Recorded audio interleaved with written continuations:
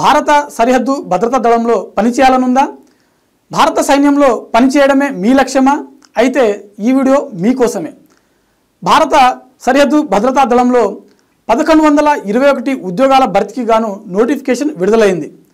ఇది radio operator, radio mechanic సంబంధించినటువంటి ఉద్యోగాలు. మరి దీనికి విద్యా అర్హతలు, వయోపరిమితి, ఎగ్జామినేషన్ ప్రాసెస్ ఏ విధంగా ఉంటుంది అనే దాని గురించి మనం క్లియర్గా తెలుసుకునేటువంటి ప్రయత్నం చేద్దాం. ముందుగా సాక్షి ఎడ్యుకేషన్ ఛానల్ను చూస్తున్నటువంటి ప్రతి ఒక్కరు కూడా తప్పకుండా సబ్స్క్రైబ్ చేసుకోండి. మీకు తెలిసినటువంటి కాంపిటేటివ్ ఎగ్జామ్స్కి ప్రిపేర్ అవుతున్నటువంటి అభ్యర్థులకు ఈ వీడియోని తప్పకుండా షేర్ చేయండి. భారత సరిహద్దు భద్రతా దళంలో విడుదలైనటువంటి 1121 ఉద్యోగాల భర్తీకి సంబంధించిన ప్రక్రియ ఇప్పటికే మొదలైంది.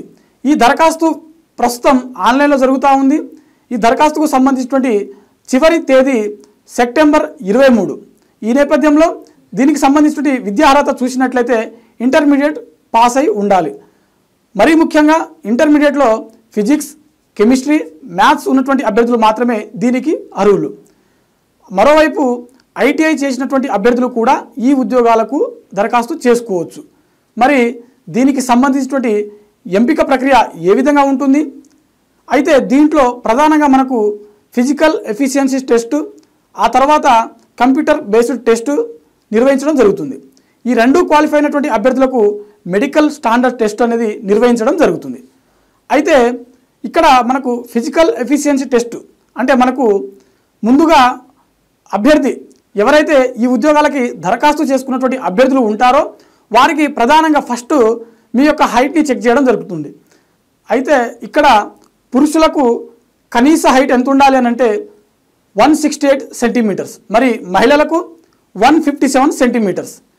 ఈ తర్వాత మనకు ప్రధానంగా ఇక్కడ జరిగేటువంటి ఫిజికల్ స్టాండర్డ్ టెస్ట్ ఏంటంటే ఒకటి మనకు రన్నింగ్, ఆ తర్వాత హై జంప్, ఆ తర్వాత లాంగ్ జంప్ మనకు నిర్వహించడం జరుగుతుంది.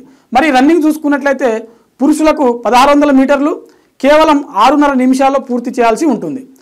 హై జంప్ వచ్చేసరికి మనకు 1.2 మీటర్స్ కంప్లీట్ చేయాల్సి ఉంటుంది. లాంగ్ జంప్ వచ్చేసరికి 3.65 మీటర్లు కంప్లీట్ చేయాల్సి ఉంటుంది. ఈ మూడు క్వాలిఫై అయినటువంటి అభ్యర్థులకు మాత్రమే కంప్యూటర్ బేస్డ్ ఎగ్జామ్కి అర్హత ఇవ్వడం జరుగుతుంది. మనకు మొత్తం 200 మార్కులకు గాను 100 ప్రశ్నలు ఇవ్వడం జరుగుతుంది. ఇందులో కేవలం 4 సబ్జెక్టుల నుంచి మనకు 100 ప్రశ్నలు అడగడం జరుగుతుంది. అందులో ప్రతి ప్రశ్నకు 2 మార్కులు ఉంటాయి.